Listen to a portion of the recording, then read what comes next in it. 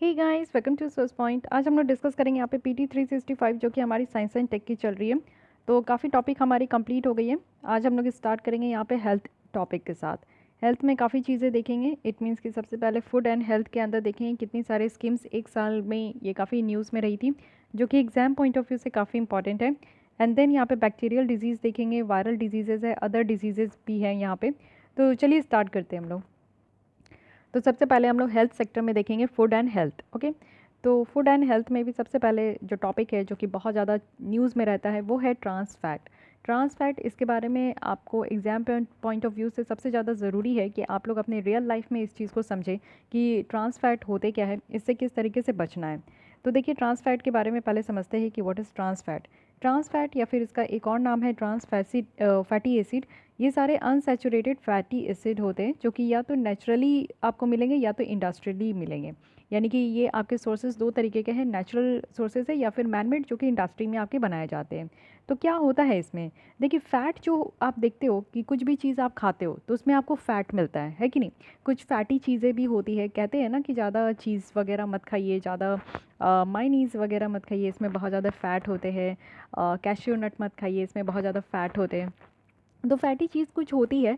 और फैट को बेसिकली आप देखो कि तीन तरीके से डिवाइड किया गया है। एक होता है सैचुरेटेड फैट, एक होती है अनसैचुरेटेड फैट, और इसी में एक आपका एक और रूप है जिसको कहते हैं ट्रांस फैट। ठीक है, तो बेसिकली आप देखो कि जो ट्रांस फैट होते हैं और ये जो सैचुरेटेड फैट होते हैं, सैचुरेटेड फैट एक तरीके का आपका कहा जाता है कि बैड फैट है। यानी कि कुछ ऐसे भी चीज़ें होती है कि जो कि आप कंज्यूम करते हो तो वो बैड फैट है, यानी कि आपके बॉडी में जहाँ आपको मोटा करेगा, आपके बॉडी में आपको एक्स्ट्रा चर्बी जो है वो क्रिएट कर देगा। तो उसको हम लोग कहते हैं कि वो बैड फैट है जो सैचुरेटेड होते हैं।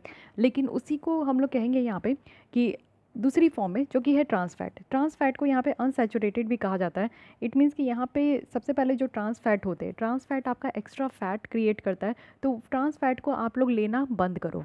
कोई भी आप लोग पैकेट फूड लेते हो उसके पीछे आप जब भी इंग्रेडिएंट्स देखो तो कोई भी इंग्रेडिएंट्स का लिस्ट अगर आप देख रहे हो उसमें अगर ट्रांस फैट ज़ीरो है तो उसी चीज़ को आप कंज्यूम करो, अदरवाइज़ उसको कंज्यूम मत कीजिए। आजकल आप देखो कि ज़ीरो ट्रांस फैट का एक चला हुआ है, FSSAI के द्वारा ये बताया गया है कि जो भी पैकेट फूड आते हैं ना उसमें ज़ीरो ट्रांस फैट होना चाहिए। क्योंकि वही सारी चीज़ें हैं, जैसे आप चलते जाते हो आम जिंदगी में, कभी भी भूख लगता है तो आप लोग कुरकुरे, लेज़, जितने भी चिप्स वगैरह आते हैं, ये सारी चीज़ें बहुत आराम से आप लोग कंज्यूम कर लेते हो। लेकिन कभी आप इस पैकेट के पीछे पड़ते नहीं हो कि इसमें ट्रांस फैट कितना होता है। आज के डेट में तो इसको कम किया गया है और बहुत सारे चिप्स में तो ट्रांस फैट होते भी नहीं हैं।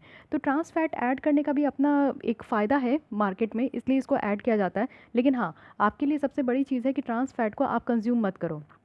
ठीक है, तो यहाँ पे अगर हम लोग देख रहे हैं कि नेचुरली कहाँ कहाँ से मिलता है और इंडस्ट्रियली ये कहाँ कहाँ से मिलता है। तो नेचुरली जो है कुछ डेयरी प्रोडक्ट, अगर आप दूध की चीज़ें और मीट प्रोडक्ट अगर आप कंज्यूम कर रहे हो तो ज़रूरत से ज़्यादा अगर आप कोई भी चीज़ कंज्यूम करोगे ना तो वो आपका जो है गलत फैट हो जाता है।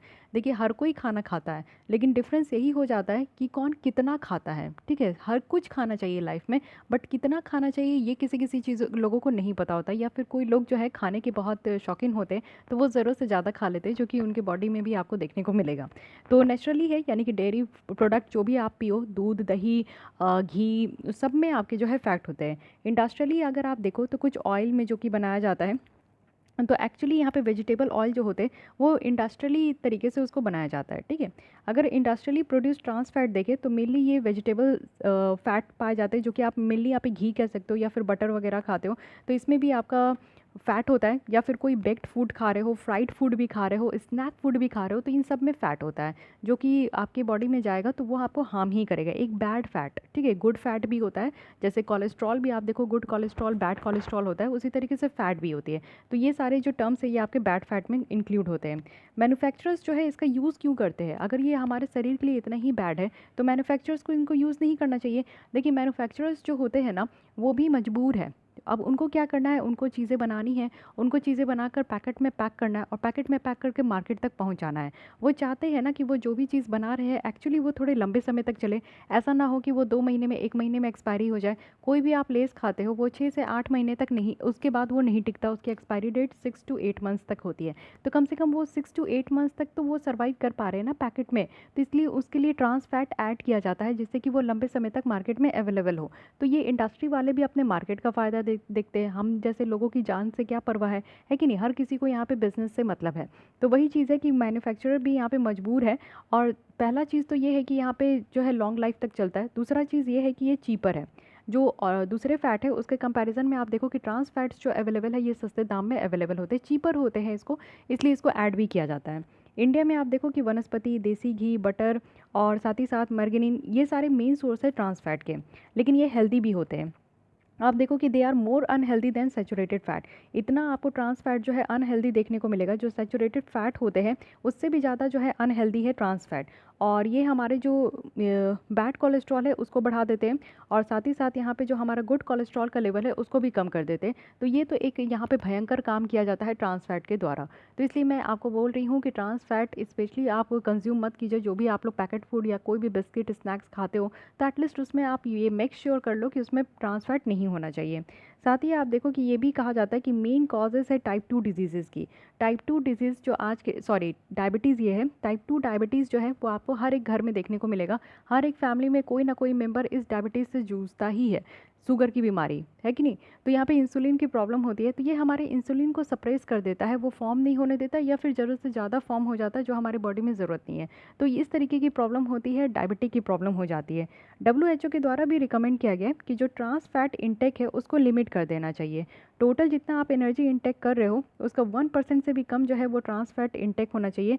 इट मीन्स कि एक दिन में आपको 2.2 ग्राम, इससे भी कम ट्रांस फैट इंटेक करना चाहिए। अगर आपका दिन भर का एक 24 घंटे का कैलोरी डाइट 2000 का है तो 2000 कैलोरी डाइट, या फिर आप लोग मिनिमम जो है 1800 कैलोरी डाइट तो आप लोग को लेना ही चाहिए। अब ये कैलोरीज आप लोग काउंट कैसे करोगे, ये आपको काम करना है कि गूगल में जाकर आप लोग हर एक चीज़ को सर्च कर सकते हो कि अगर आप 2 चपाती खाते हो तो 2 चपाती में कितना कैलोरी हो गया, एक बाउल अगर आप वेजिटेबल खा रहे हो तो उसमें कितना कैलोरी है। कुछ भी आप दिन भर में खा रहे हो 24 घंटा में तो वो आपका 1800 कैलोरी या मैक्सिमम 2000 कैलोरी से ज़्यादा नहीं होना चाहिए। क्यों नहीं होना चाहिए? अगर इससे ज़्यादा आप खा रहे हो कुछ भी तो समझिए आप अपने बॉडी के रिक्वायरमेंट से ज़्यादा खा रहे हो, और वो फिर आपके बॉडी में ना जो चर्बी है ना उसके फॉर्म में वो दिखने को मिलेगा। तो इसलिए कोशिश कीजिए, और अगर आप ज़्यादा खा भी लेते हैं तो please do exercises and yoga, जिससे कि वो सारे जो बैड कोलेस्ट्रॉल है, आपका बैड जो यहाँ पे फैट है, वो सारी चीज़ें जो है बर्न आउट हो जाए। ओके, रनिंग वगैरह भी आप कर सकते हो। So this is all about ये ट्रांस फैट। अब आते हैं न्यूज़ में।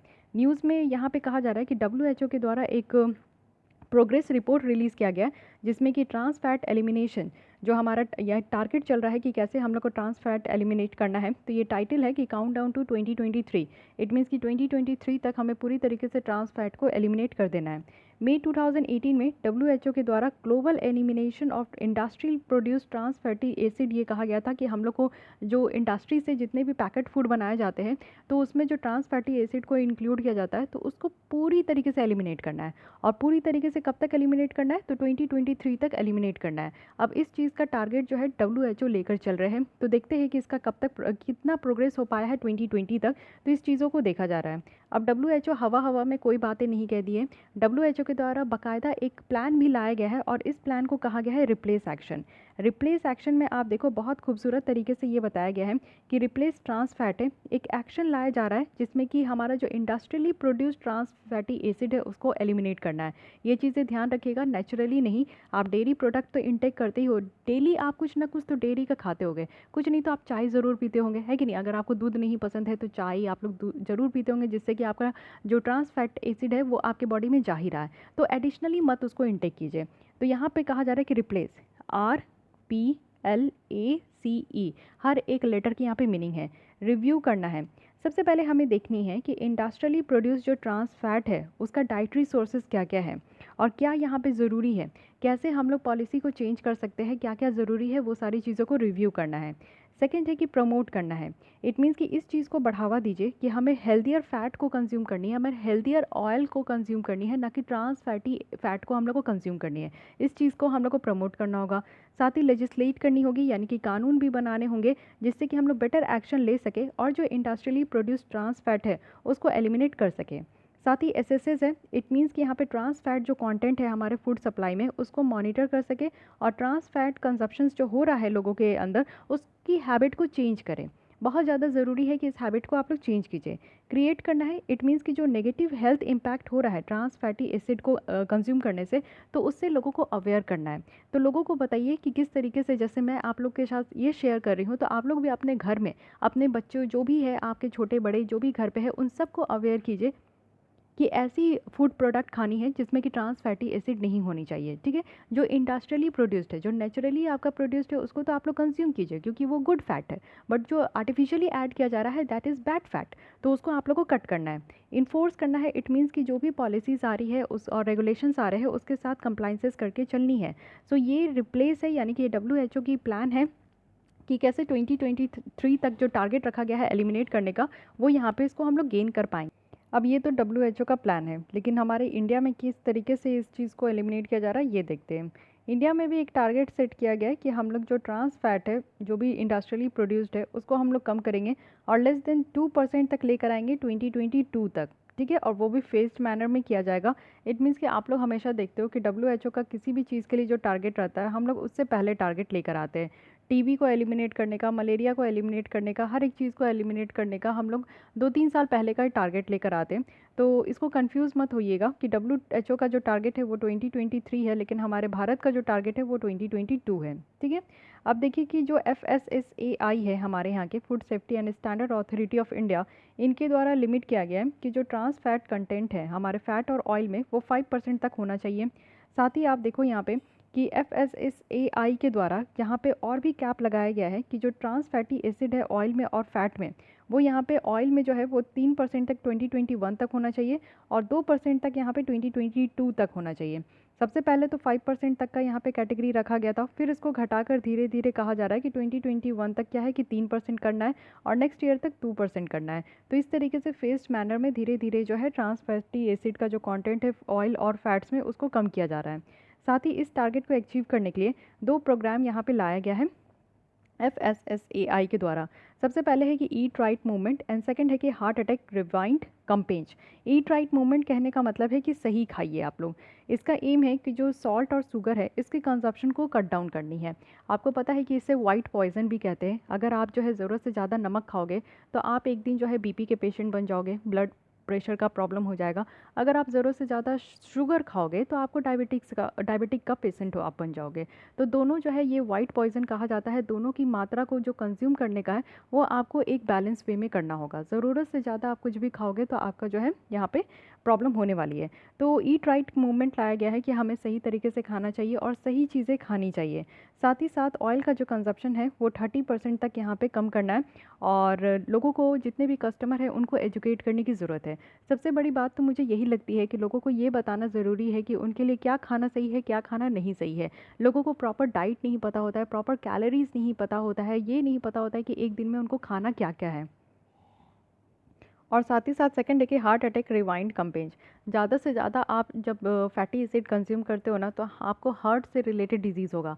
हार्ट डिजीज़ नहीं होगा, लेकिन हार्ट से रिलेटेड जितनी भी बीमारी है वो हो सकता है। तो यहाँ पे कहा जा रहा है, सिटीजन्स को अवेयर करने की बात की जा रही है। हेल्थ हैज़ार्ड, अगर आप लोग कोई भी ट्रांस फैट को कंज्यूम करते हो तो आपके शरीर में किस तरीके की बीमारियाँ हो सकती है, आपके शरीर को किस तरीके का नुकसान हो सकता है, इसके बारे में लोगों को अवेयर करना। तो ये एक कैंपेन चलाया जाता है। कैंपेन कहने का मतलब है कि लोगों को जो है पैम्पलेट के थ्रू या फिर ऑडियो वीडियो या फिर नुक्कड़ नाटक या फिर आपके जो है किसी हेल्प के थ्रू, जैसे आशा वर्कर्स है, इन सब के हेल्प के थ्रू, NGO के वो हेल्प के थ्रू लोगों को बताया जाता है कि आपको क्या खाना नहीं खाना है, ठीक है। फिर एक और है trans fat free logo. It means कि आप देखो कि फूड इस्टेब्लिशमेंट जो है, जो कि यहाँ पे ट्रांस फैट फ्री फैट या ऑयल को यहाँ पे यूज़ कर रहे हैं और उनके पास इंडस्ट्रियल ट्रांस फैट नहीं है, मोर देन 0.2 या फिर 100 ग्राम से जो है फूड से ज़्यादा नहीं है, तो वो यहाँ पे ट्रांस फैट फ्री लोगों को डिस्प्ले कर सकते हैं अपने आउटलेट में। तो आप लोग देखो कि बहुत सारे बिस्किट्स वगैरह में भी मैं देखी हूँ कि ऊपर में ही वो जो है इस तरीके का स्क्वायर बनाकर लिखे रहते हैं कि यहाँ पे नो ट्रांस फैटी एसिड या फिर free from trans fatty acid, इस तरीके का लिखे रहते हैं। तो ये भी आपका जो है ये लिखने का परमिशन दिया गया है कि अगर किसी भी प्रोडक्ट में 0.2 ग्राम से भी कम अगर कॉन्टेंट है ट्रांस फैट एसिड का, तो ये चीज़ें वो लिख सकते हैं अपने फूड प्रोडक्ट्स में, इसको भी वो हाईलाइट कर सकते हैं। तो ये सारी यहाँ पे आप देखो कि FSSAI के द्वारा ये मूवमेंट चलाया गया है जिससे हमारे इंडिया में लोगों को अवेयर किया जाए और जो यहाँ पे कंजप्शन है उसको कट किया जाए। बट बेसिकली हम लोग इस ऑर्गेनाइजेशन के बारे में भी देख लेते हैं because it is very important. ये काम करते हैं हमारे कानून के तहत जो कि है food safety and standard act 2006 के तहत, और यहाँ पे बहुत सारे कानून और ऑर्डर को कंसोलिडेट किया गया है। बहुत सारे सेंट्रल कानून हैं जैसे कि आप यहाँ पे देख सकते हो, इसको ध्यान रखने की ज़रूरत नहीं है। साथ ही अगर FSSAI के द्वारा देखें तो यहाँ पे जो साइंस बेस्ड स्टैंडर्ड है आर्टिकल्स ऑफ फूड के लिए, उनके लिए इनको क्रिएट किया गया है। और ये यहाँ पे मैन्युफैक्चर करने के लिए, स्टोर करने के लिए, डिस्ट्रीब्यूशन करने के लिए, सेल करने के लिए, इंपोर्ट करने के लिए, इट मीन्स कि हमारे जितनी भी यहाँ पे फूड है या फूड प्रोडक्ट्स है उसको बेटर तरीके से मैन्युफैक्चर किया जाए, फिर उसको स्टोर किया जाए, फिर उसको डिस्ट्रीब्यूट किया जाए, फिर उसको बेचा जाए, फिर या तो हमें उसको इंपोर्ट करना है तो इंपोर्ट किया जाए। तो ये सारी चीज़ें सेफ़ तरीके से हो और यहाँ पे ह्यूमन कंजप्शंस के लिए अवेलेबल भी हो मार्केट में। तो ये सारे काम किनके द्वारा किया जाता है? तो ये सारे काम यहाँ पे इस अथॉरिटी के द्वारा किया जाता है। ये जो कानून है इसका एक ही एम है कि सिंगल रेफरेंस पॉइंट हो जिसमें सारे मैटर यानी कि फूड सेफ्टी और स्टैंडर्ड से रिलेटेड जितने भी मैटर है वो सारी चीज़ें यहाँ पे देखी जाए। Ministry of health and family welfare है जो कि एक एडमिनिस्ट्रेटिव मिनिस्ट्री है, वो यहाँ पे इम्प्लीमेंट कर रहे हैं, यानी कि इम्प्लीमेंटेशन जो भी इनके अंदर में हो रहा है इस अथॉरिटी के अंदर वो सब काम यहाँ पे इस मिनिस्ट्री के द्वारा देखा जा रहा है। सो यहाँ पे इनके बारे में ये बात हो गया। नेक्स्ट आते हैं कि यहाँ पे हमारा स्टेट फूड सेफ्टी इंडेक्स 2019-20 है। तो देखते हैं कि फूड सेफ्टी कितनी है और इस इंडेक्स के द्वारा क्या बताया जा रहा है। अगेन जो ये इंडेक्स है ये रिलीज़ किया जाता है FSSAI के द्वारा। ओके, ये ट्रिपल एस हो गया, नो 2 S है, ठीक है। इनके द्वारा ये रिलीज़ किया गया है और ये second state food safety index है। और ये जो इंडेक्स आपका पब्लिश की जाती है, again it is very important क्योंकि ये वर्ल्ड फूड सेफ्टी डे के दिन ही इसको इस्टेब्लिश किया जाता है, रिलीज़ किया जाता है, जो कि होता है 7 जून को। तो एक ही स्टेटमेंट में आप देखो 3-4 क्वेश्चन आपके बन सकते हैं। सबसे पहले कि ये रिपोर्ट आपका इंडेक्स आपका कौन यहाँ पे लॉन्च करता है, उसके बाद जो है ये कब आपका लॉन्च हुआ है और उस दिन आपको कौन से दिन यहाँ पे आपका सेलिब्रेट किया गया। वर्ल्ड फूड सेफ्टी डे किस दिन सेलिब्रेट किया जाता है? It is in 7 June. Okay, इस इंडेक्स के बारे में देखते हैं कि क्या क्या बातें बताई जा रही है। इस इंडेक्स में आप देखो क्वांटिटेटिव और क्वालिटेटिव यहाँ पे मॉडल है। इट मीन्स कि एक ऑब्जेक्टिव फ्रेमवर्क प्रोवाइड किया जा रहा है कि कैसे फूड सेफ्टी को हम लोग सारे राज्य और सारे यूनियन टेरिटरीज़ में इवेल्युएट कर सकते हैं। एक्चुअली आप देखो कि एक सेंस ऑफ कंपटीशन होनी चाहिए। हमारे यहाँ 28 राज्य है और 8 यूनियन टेरिटरी है अब तक, तो इन सब के बीच में एक सेंस ऑफ कंपटीशन होना चाहिए कि वो अपने राज्य में या फिर अपने यूनियन टेरिटरी में जितने भी लोग हैं उन सबको वो फूड सेफ्टी प्रोवाइड करेंगे। इन इट मीन्स कि वो सबको जो है खाना जो भी उनको मिल रहा है वो सेफ़ हो, सिक्योर हो, ठीक है, इस चीज़ों को इंश्योर करेंगे। साथ ही साथ यहाँ पे आप देखो कि सिमिलर एंटिटीज़ जो है इसमें आपका कंपैरिजन भी किया जाएगा। इस इंडेक्स को 3 कैटेगरी में डिवाइड किया गया है। लार्ज स्टेट है, स्मॉल स्टेट है और यूनियन टेरिटरीज़ है। तो देख लीजिए, एक याद रखिएगा कि लार्ज स्टेट में जो गुजरात है वो यहाँ पे टॉप में है, स्मॉल स्टेट में गोवा है जो कि टॉप में है, एंड देन यूनियन टेरिटरी में चंडीगढ़ है जो कि यहाँ पे टॉप में है। और सेकंड स्टेट याद करने की ज़रूरत नहीं है, फर्स्ट स्टेट ही याद कीजिए, that is more than enough. ये इंडेक्स आप देखो कि परफॉर्मेंस यहाँ पे देखा जाता है स्टेट और यूटीज़ का, वो भी 5 पैरामीटर्स। तो पैरामीटर्स भी आपको याद रखना है कि कौन कौन से पैरामीटर्स यहाँ पे देखे जाते हैं। तो अगर हम लोग पैरामीटर की बात करें तो इस पर ध्यान रखिएगा। सबसे पहले human resources and institutional data है, 20% वेटेज दिया गया है यहाँ पे। फिर कंप्लाइंसेस है, इट मीन्स कि जो भी रूल्स रेगुलेशन है उसके साथ स्टेट और जो यूनियन टेरिटरीज़ है वो कितना कंप्लाइन कर रहे हैं, तो 30% वेटेज है यहाँ पे। Then training and capacity building only 10% weightage, consumer empowerment 20% weightage, food testing infrastructure and surveillance से 20% वेटेज। ओके, तो ये कुल मिलाकर आपका 100% वेटेज हो गया। कहने का मतलब है कि ह्यूमन रिसोर्स के बारे में देखा जाता है, फिर कितना कंप्लाइंसेस कर रहे हैं स्टेट यानी कि राज्यों में कितना रिसोर्सेज है, सेकंड है कि राज्य जो है रूल्स रेगुलेशन के साथ कितना चल रहे हैं, कंज्यूमर एम्पावरमेंट की उस राज्य में कंज्यूमर कितना ज़्यादा अवेयर है, और फोर्थ है कि ट्रेनिंग, इट मीन्स कि उस राज्य में इंडस्ट्रीज़ को कितना ट्रेनिंग दी जा रही है, साथ ही वहाँ के लोगों को कितना सिखाया जा रहा है, एंड फिफ्थ वन इज़ की फूड टेस्टिंग कि कितना फूड टेस्टिंग हो रहा है और उसके लिए इंफ्रास्ट्रक्चर कितने अवेलेबल है। सो ये 5 पैरामीटर्स है जिसमें कि स्टेट, राज्यों और यूनियन टेरिटरीज़ को यहाँ पे उनके परफॉर्मेंस के बेसिस में देखा जाता है, ठीक है। This is very important diagram, इसको ध्यान रखिएगा। थर्ड यहाँ पे आता है food adulteration, this is again very important concept. एक सेकेंड मैं यहाँ पे देख लूँ, यस यहाँ पे तो कुछ चीज़ें छूट गई ना। ये देखिए, ये तो इंडेक्स है जिसके बारे में हमने देखा, लेकिन FSSAI की कुछ और भी इनिशिएटिव है apart from eat right movement जो कि हम लोग यहाँ पे देखें। तो इसमें ये लोगों को बताया जाता है कि आप क्या सही तरीके से खाइए, अपनी पब्लिक हेल्थ को इम्प्रूव करने के लिए ईट राइट मूवमेंट लाया गया था। सेकंड यहाँ पे इनिशिएटिव आप देख सकते हो, ब्लीसफुल हाइजीनिक ऑफरिंग टू गॉड, भोग कहा गया है, इट मीन्स कि यहाँ पे जितने भी आप देखते हो कि पूजा वाले स्थान में, कुछ टेम्पल में जहाँ पे आप देखो कि लंगर वगैरह भी जो दिया जाता है, इट मीन्स कि वहाँ पे भी आपको फ्री ऑफ कॉस्ट में जहाँ पे भी खाने खिलाए जाते हैं पूजा करने के स्थान में, तो उनको भी ये इनक्रेज किया गया है ना कि एक तरीके का मेंटेन करें फूड सेफ्टी और हाइजीन। यानी कि जो भी आप खाना खा रहे हो वो साफ़ सुथरा होना चाहिए। साथ ही फूड सेफ्टी मैसेजेस जो है वो भी कन्वे करना चाहिए, यानी कि लोगों को ये पता होना चाहिए कि हाँ, यहाँ पे आप आओगे तो आपको हाइजीन सेफ खाना मिलेगा। हाइजीनिक रेटिंग सिस्टम है, स्कीम है, ये भी हमने देखा था। ये एक ऑनलाइन और ट्रांसपेरेंट स्कोरिंग और रेटिंग प्रोसेस है, जिसमें कि ये एम है कि कस्टमर को अलाउ किया गया है ना कि आप यहाँ पे चॉइसेस को इन्फॉर्म करें। यानी कि जो प्लेसेस जहाँ पे भी आप खा रहे हो वो सारे चॉइसेस बिजनेसेस को इम्प्रूव करने के लिए यहाँ पे लाया गया है कि एक एक तरीके का हाइजीन स्टैंडर्ड होना चाहिए। इट मीन्स कि यहाँ पे आप देखते हो कि जो स्विगी वगैरह से जो खाना मंगाते हो, तो एटलीस्ट जो भी यहाँ पे आपको खाना दे रहे हैं या फिर रेस्टोरेंट वगैरह में भी आप जाकर खाते हो, तो एटलीस्ट ये इंश्योर होना चाहिए कि वहाँ पे आपको सेफ़ खाना मिल रहा हो, ठीक है, हाइजीन खाना मिल रहा हो। साथ ही यहाँ पे हार्ट अटैक रिवाइंड है, ये कंपेन चलाया जा रहा था। पहली बार ऐसी मास मीडिया कंपेन्स थी जिसमें कि ये चीज़ें बताई जा रही थी कि जो ट्रांस फैट है वो हमें भारत से 2022 तक एलिमिनेट करना है। उसके बाद FSSAI का यहाँ पे शिफ्ट्स भी है। इट मीन्स कि CIIHUL इनिशिएटिव है किसके ऊपर, फूड सेफ्टी साइंस के ऊपर। तो यहाँ पे पर्पस है कि कुछ जो ड्राइविंग एक्टिविटीज़ है यानी कि साइंस बेस्ड फूड सेफ्टी हमारे देश में इसको चलाया जाए, और जो कंज्यूमर की प्रोटेक्शन है उसको और ज़्यादा स्ट्रेंथन किया जाए, हमारे यहाँ इनोवेटिव इन्वायरमेंट हो इंडस्ट्री के लिए, तो ये भी आपको याद रखना है। फिर यहाँ पे आपका फॉस्को है, तो फॉस्कोस क्या है, फूड सेफ्टी कंप्लाइंसेस सिस्टम। ये एक cloud based upgraded food safety compliances है ऑनलाइन प्लेटफॉर्म में, जो कि आपको वन स्टॉप पॉइंट देखने को मिलेगा सारे रेगुलेटरी और कंप्लाइंसेस इंगेजमेंट जितने भी FSSAI के साथ जो है और फूड बिजनेस ऑपरेटर्स के साथ है। इसमें क्या होगा, ये देखिए एक ऑनलाइन प्लेटफॉर्म है जहाँ पे जितने भी रूल्स रेगुलेशन है इस अथॉरिटी के, FSSAI की जो भी अथॉरिटी के रूल्स रेगुलेशन है उसको यहाँ पे फॉलो किया जा रहा है कि नहीं, वो सारी चीज़ें आप यहाँ पे देख सकते हो। इट मीन्स कि ऑनलाइन प्लेटफॉर्म में आपको दिख जाएगा कि कितने ऐसे जगह है जहाँ पे इसको फॉलो किया जा रहा है। इससे क्या हो पाएगा कि जो एग्जिस्टिंग फूड लाइसेंसिंग है उसको रिप्लेस किया जाएगा, रजिस्ट्रेशन सिस्टम को रिप्लेस किया जाएगा। साथ ही ये पूरे हमारे भारत में इसको अनेबल किया जाएगा कि हमारे हमारे जो कोई भी फूड फ्रॉड है किसी भी तरीके का, तो उस तरीके के सिस्टम को यहाँ पे एलिमिनेट किया जाएगा, उसको रिस्पॉन्ड किया जाएगा।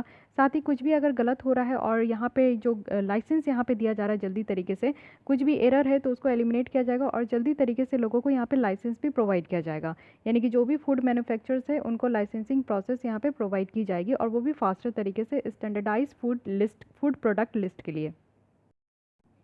तो ये पूरी यहाँ पे हम लोग ने इनकी इनिशिएटिव देखी। अब आते हैं नेक्स्ट जो कि है फूड एडल्ट्रेशन। तो फूड एडल्ट्रेशन में क्या बातें की जा रही है, रिसेंटली हनी जो यहाँ पे बहुत मेजर ब्रांड के द्वारा बेचे जा रहा था इंडिया में, वो उसमें ऐसा देखने को मिला कि शुगर सिरप के साथ उसको एडल्ट्रेटेड किया जा रहा है। इट मीन्स कि आप लोग अगर इस चीज़ को डिफ्रेंशिएट कर पाए हो कि जब भी आपको मौका मिला हो तो अगर आपने रियल हनी पिया है, मध जो रियल हनी होता है वो अगर आप पिए हो, और अभी जो मार्केट में आपको डाबर का हनी और पतंजलि का हनी और कितने सारे ब्रांड का हनी अगर आप पी रहे हो, तो उन दोनों में बहुत ज़्यादा डिफरेंस देखने को मिलेगा।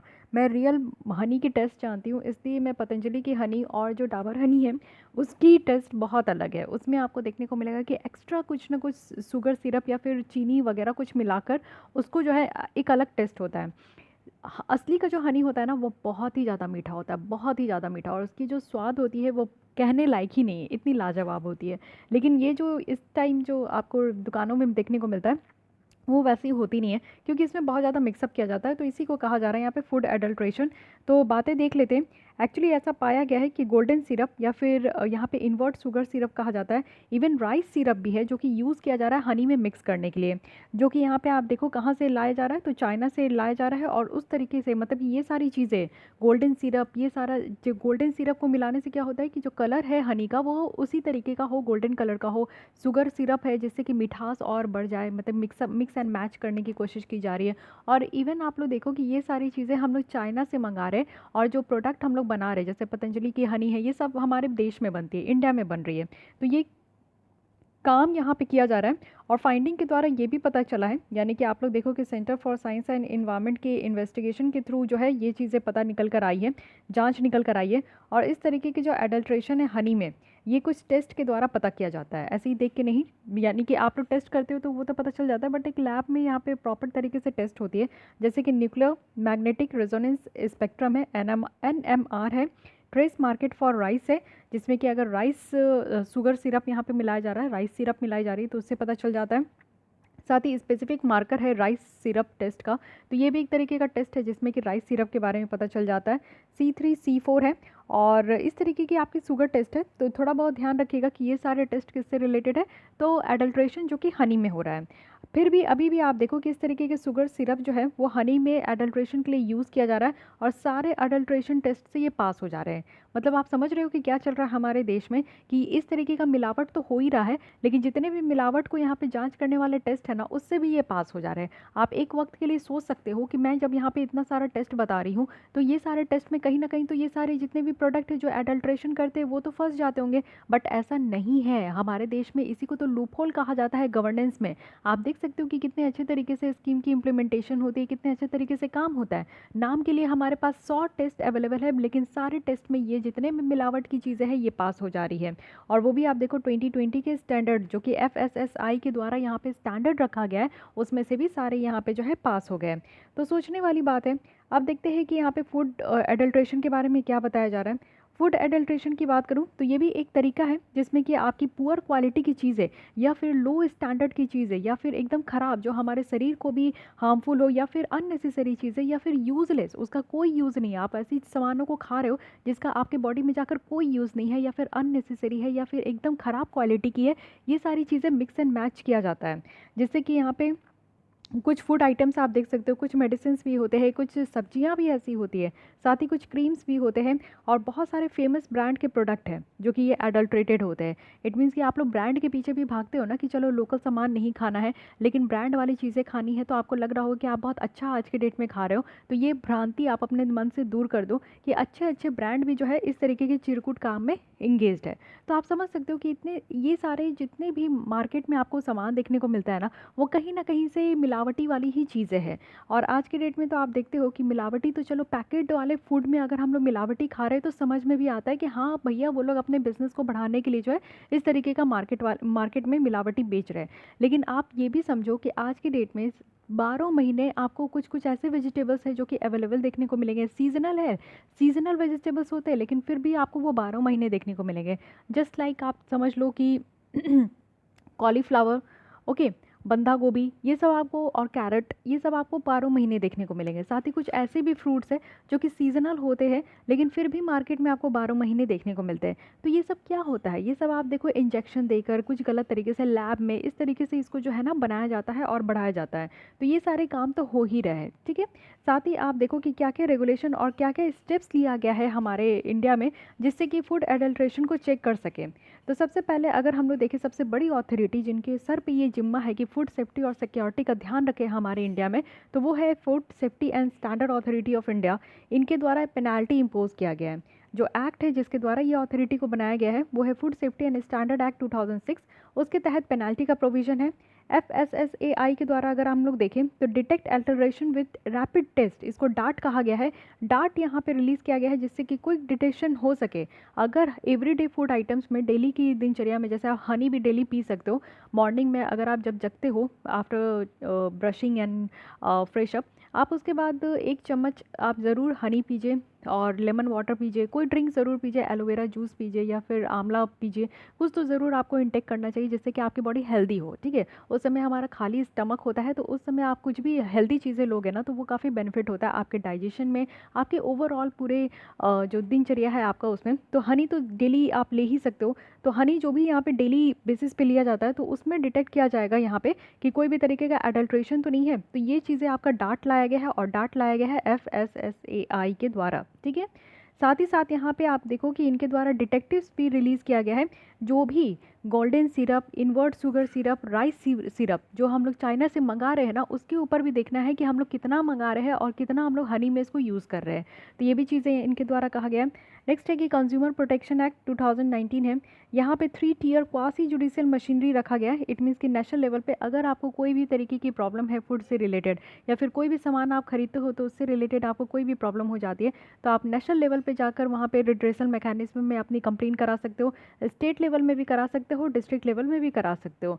तो ये 3 टियर क्वासी जुडिशरी मशीनरी है हमारे देश में, जिससे कि जो कंज्यूमर की डिस्प्यूट है उसको यहाँ पे जल्दी से जल्दी सिंपल तरीके से और स्पीडी जो है उनकी रेजोल्यूशन हो सके। साथ ही कोडेक्स एलिमेंट्रेसिस कमीशन है। इनमें क्या है ना कि इंटरनेशनल जो फूड स्टैंडर्ड है और इंटरनेशनल लेवल में जो गाइडलाइन दी गई है उसको अडॉप्ट किया गया है, जिससे कि हम अपने देश में सेफ्टी, क्वालिटी और फेयरनेस ला सके सामानों में। ठीक है।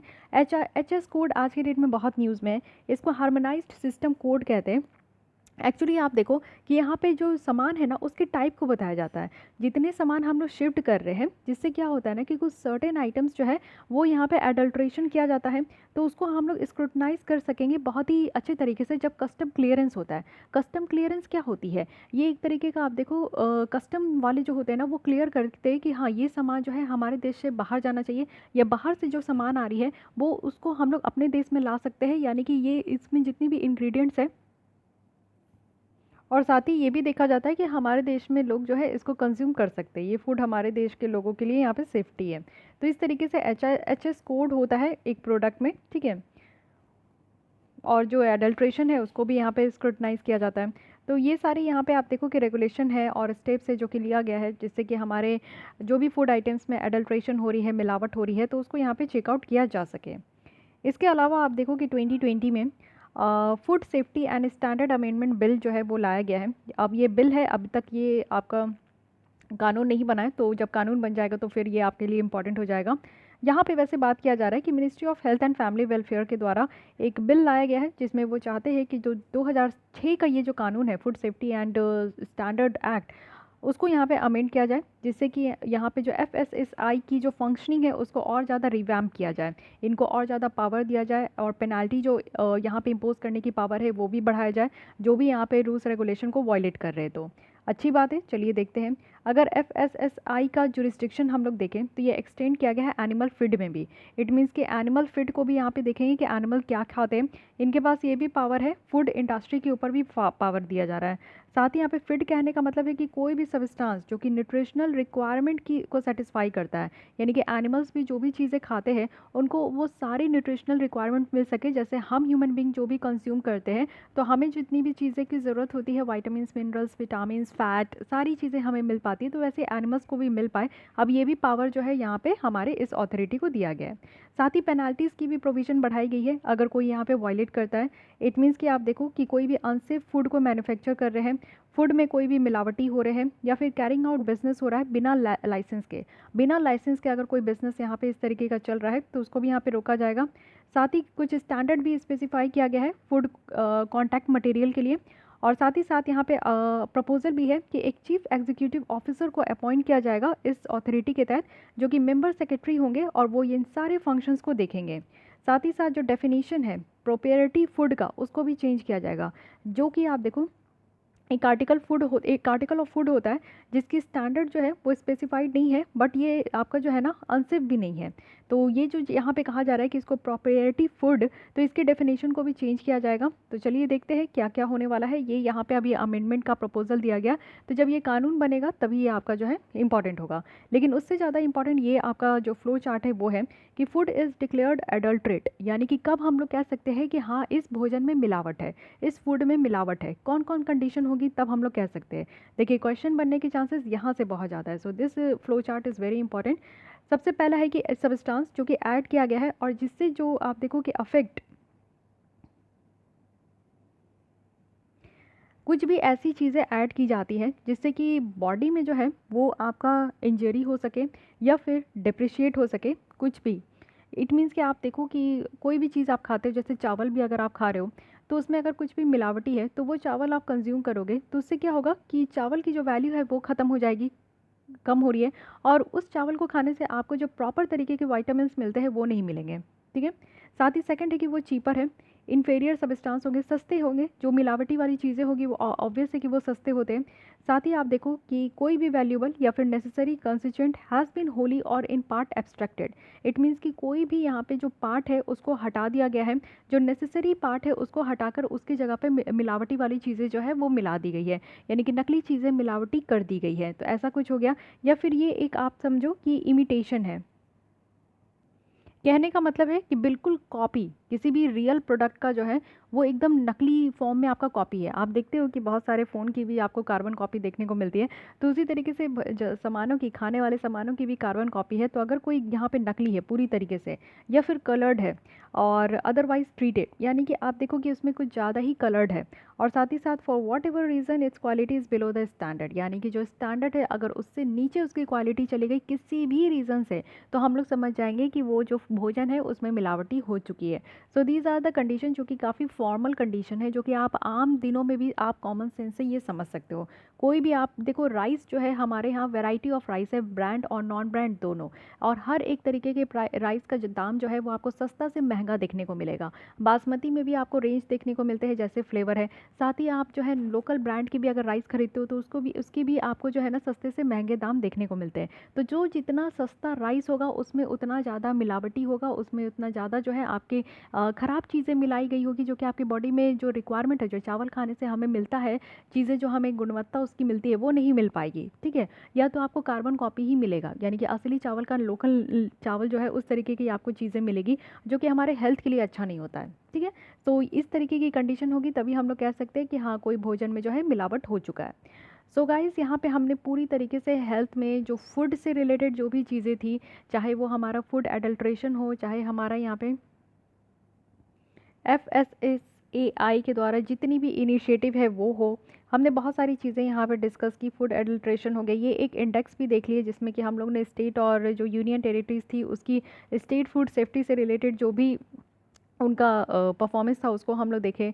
इस अथॉरिटी के बारे में डिटेल देखें। यस, WHO की सबसे इंपॉर्टेंट रिप्लेस जो यहाँ पे स्कीम है उसके बारे में हम लोग ने देखा। और trans fat which is very dangerous for our health, उसके बारे में हम लोग डिटेल में देखे। ओके, सो आज के लिए बस इतना ही रखते। फूड एंड हेल्थ में हमारा ये हो गया। आगे हम लोग चलेंगे, बैक्टीरिया देखेंगे, वायरल देखेंगे, ये सारी चीज़ें। फिर हम लोग बीमारी की बातें हम लोग नेक्स्ट करेंगे। आज हम लोग खाने पीने की बात किए हैं, भोजन की बात किए, तो आज इतना ही रखिए। कल हम लोग बीमारी के बारे में बात कर लेंगे। तो मिलते हैं कल हम लोग इसी टाइम पे। अगर आपको ये लेसन अच्छी लगी है तो लाइक कीजिए, अपने दोस्तों के साथ शेयर कीजिए। फिर भी कोई डाउट, कोई सजेशन है तो आप कमेंट कर सकते हैं। एंड मेक श्योर कि आपने हमारे चैनल को सब्सक्राइब कर लिया है। Thank you.